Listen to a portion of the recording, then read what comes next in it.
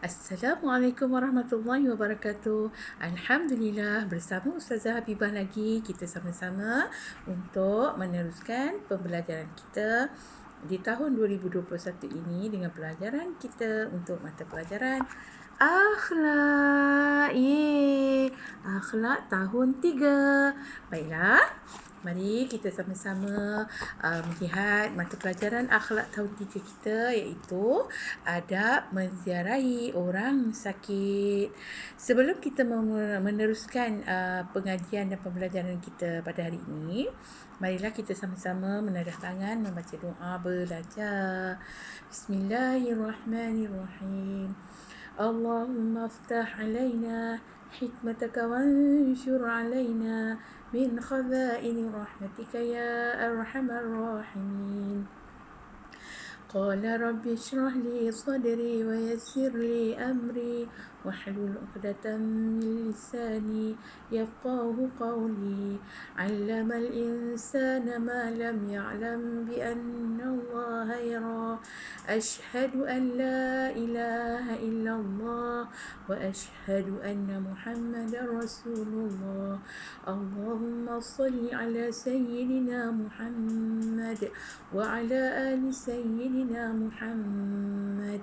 Alhamdulillah, Alhamdulillah, kita masih lagi diberi kesihatan dan kesempatan untuk meneruskan pelajaran kita walaupun hanya belajar dari rumah. Baiklah murid-murid semua.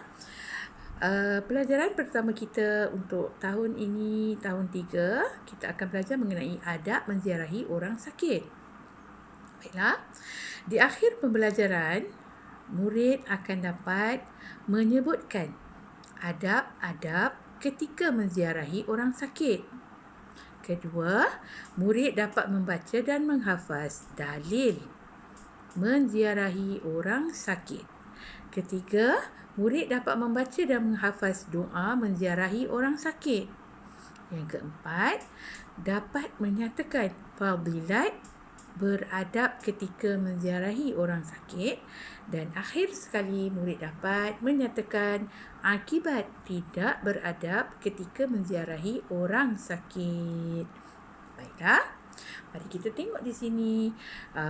Untuk muka surat yang pertama ni, kita tengok, kita sama-sama baca dan kita sama-sama fahamkan adab-adab ketika menziarahi orang sakit. Pertama, kita memilih waktu yang sesuai untuk berziarah. Maksudnya, kita nak pergi tengok orang sakit, bukan kita boleh pergi pada bila-bila masa yang kita suka. Tapi kita tengok waktu yang sesuai untuk kita berziarah. Sebab tu bila kita nak pergi hospital, nak melawat orang sakit, dia ada adab dia. Dia ada waktu yang disediakan. Contoh dia pukul 12.30 ataupun 12.30 hari sampai pukul 2 petang, itu adalah waktu untuk melawat pesakit. Kemudian direhatkan sementara pesakit tu. Petang nanti pukul 4.30, pukul 5 baru kita boleh tengok pula pesakit. Ya, dia ada waktu-waktu yang sesuai untuk kita ziarah orang yang sakit, ya. Tak bolehlah pagi-pagi buta, bangun tidur lepas solat subuh tu pergi tengok, kecuali lah kita duduk jauh. Saya duduk Kedah, lepas tu saya nak datang ziarah orang dekat Selangor. Ialah tak apalah, saya datang awal lah, saya pagi-pagi sebelum subuh saya dah bergerak.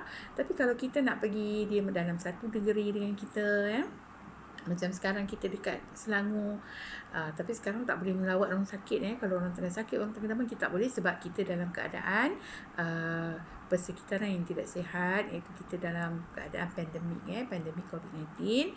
Maka kita tidak digalakkan untuk menziarah orang sakit. Kalau tak ada kena-mengena dengan kita, tak payahlah pergi tengok, kita duduk sekadar berdoa daripada rumah. Baiklah. Kemudian apa lagi, kita memendekkan waktu ziarah. Kalau pergi tengok orang sakit, janganlah duduk lama-lama. Mentang-mentang lah dibagi masa pukul 12 sampai pukul 2, kita tercongok kat situ sampai 2 jam. Kesian orang sakit nak melayan kita. Dia nak tidur sana dan orang lain nak datang pun dia tak selesa. Sebab bila kita duduk terlalu lama, ramai yang datang, dia akan jadi tak selesa. Sebab tu kita digalakkan untuk memendekkan, adab dia. Kita nak pergi ziarah orang, tengok waktu yang sesuai.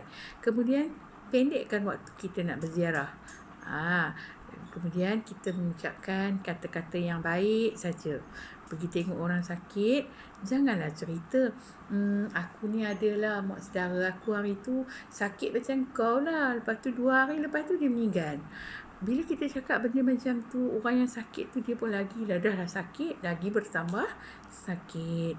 Maka kalau boleh tu ucap kata-kata yang baik-baik. Cakap yang baik-baik, berdoa, cakap dia terus berdoa pada Allah Subhanahu Wa Taala, insya-Allah dengan izin Allah, dengan makan ubat ni insya-Allah akan mendapat kesembuhan Kita cakap ucap perkara yang baik-baik, jangan duk cerita benda-benda yang tak baik ni. Tak elok. Jangan pergi tengok kalau rasa-rasa mulut tu nak jahat. Kemudian kita berkata dengan suara yang lembut dan sopan. Woi bro, sakit kau, pahal kau sakit. Kau salah makan Jangan cakap macam tu kalau kita jumpa dia cakap dengan lemah lembut, sopan santun. Macam saya cakap ni dengan lemah lembut, sopan santun kan. Janganlah, oi bro, kau sis, kau pahal kan. Kau jatuh cakap macam tu. Cakap perkara yang menyenangkan hati penyakit penyakit pula, menyenangkan hati pesakit. Kemudian yang terbaik kita mendoakan orang yang sakit agar dia cepat sembuh. Nak pergi ziarah orang sakit ni sebenarnya ada doa dia. Nanti kita belajar apa doa dia doa ketika kita ziarah orang sakit. Okey. Kemudian kita berikan dia kata-kata nasihat supaya dia sabar, tabah dan bersangka baik kepada Allah Subhanahu Wa Taala.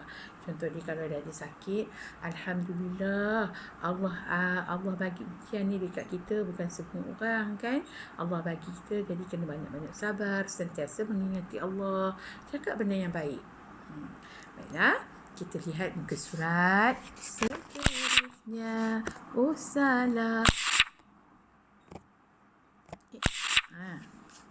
Kita tengok, baca dan hafaz. Okey. Dalil menziarahi orang sakit.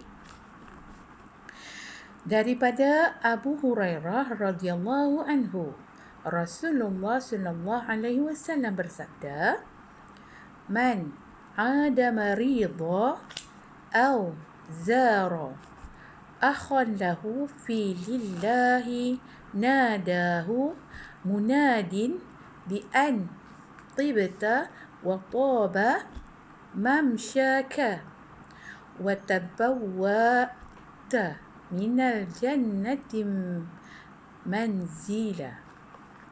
Sesiapa yang mengunjungi orang sakit atau menziarahi saudara seagama, maka malaikat berseru kepadanya, "Baik engkau dan baik perjalanan engkau, dan sesungguhnya engkau akan ditempatkan di dalam syurga." Riwayat At-Tirmizi. Baiklah, dalil menziarahi orang sakit pun Rasulullah sallallahu alaihi wasallam bagi tahu dekat kita apa berlaku kalau kita pergi ziarah orang sakit. Pertama, malaikat akan berdoa pada kita. Dia berseru perjalanan kita baik insya-Allah Kemudian kita lihat muka surat yang seterusnya, doa menziarahi orang sakit. Okey, bagaimana bila kita dah pergi tengok orang sakit kita pergi niat nak pergi tu, kita dah dapat pahala, dah sampai sana dalam perjalanan kita didoakan oleh malaikat dan dipelihara perjalanan insya-Allah. Kemudian bila sampai kepada orang yang sakit, kita ziarah orang sakit, sama-sama kita baca doa. Okey, apa doa dia? Daripada Ummul Mukminin radhiyallahu anha. Siapa Ummul Mukminin radhiyallahu anha? Ummul Mukminin ialah Aisyah, isteri Rasulullah. Aisyah, kan lagu Aisyah tu, dialah Ummul Mukminin. Ummul Mukminin radhiyallahu anhu daripada Rasulullah sallallahu alaihi wasallam bersabda, "Allahumma rabban nasi adhibil ba'si ishfihi wa anta syafi la shifaa illa shifa'uka shifa'an la yughadiru syaqama. Apa maksud dia?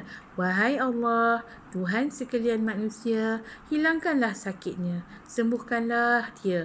Engkau Tuhan yang menyembuhkannya. Tidak ada yang menyembuhkan melainkan Engkau. Dengan sembuh dan tidak diingini sakitnya. Kita siapa pun tak nak sakit, tapi sakit ni semua datang daripada Allah. Sakit, sihat, apa saja yang ada pada kita semuanya atas kehendak Allah Subhanahu Wa Taala. Jadi kita sama-sama mohon kesihatan yang baik. Semoga Allah memberi kita kesihatan yang baik agar kita dapat menjalani kehidupan kita dan beribadah dengan lebih baik. Daripada riwayat Bukhari dan Muslim. Sebab tu bila kalau kita dengar orang tak sihat, kita sebutlah syafakallah, syafahullah, syafakillah, semoga kamu sihat. Kalau untuk lelaki syafakallah, kalau untuk dia pun untuk dia syafahullah, kalau untuk perempuan syafakillah. Kita baca, kita mohon doa yang baik-baik. Tak boleh nak ingat doa yang panjang, kita doa yang pendek. Sekurang-kurangnya kita sebut syafakallah, mudah-mudahan Allah sembuhkan dia, Allah sembuhkan kamu, Allah sembuhkan kamu. Baik, kita lihat muka surat yang seterusnya. Kita baca dan faham apa itu fadilat beradab ketika menziarahi orang sakit. Fadilat beradab menziarahi orang sakit ialah kelebihan ataupun kebaikan-kebaikan yang kita dapat apabila kita menziarahi orang yang sakit. Pertama, disukai Allah Subhanahu Wa Taala dan juga Rasul. Kedua, kita mendapat ganjaran pahala daripada Allah Subhanahu Wa Taala. Ketiga, dapat mendoakan kesembuhan pesakit. Keempat, dimurahkan rezeki oleh Allah Subhanahu Wa Taala. Kemudian, dapat mengeratkan hubungan silaturahim, dapat mengembirakan pesakit. Kita dapat gembirakan pesakit. Kemudian, kita dapat memberi semangat kepada pesakit. Apatah lagi pesakit tu adalah orang-orang yang terdekat dengan kita, sama ada dari kalangan keluarga kita, jiran kita, kawan-kawan kita, guru atau sesiapa saja yang dekat dengan kita akan memberi dia semangat. Bila dia tengok, oh datang PSnya, dia tak cakap, oh PSnya kau datang, sebab dia tengah tak sihat. Bila walaupun dia dalam keadaan yang lemah, bila dia tengok tu sedikit sebanyak terubat rasa sakit dia. Mari kita lihat apakah akibat tidak beradab ketika menziarahi orang sakit. Orang ni memang orang yang tidak beradab. Kalau orang dalam bahasa kasarnya, kurang ajar lah. Dia kurang ajar.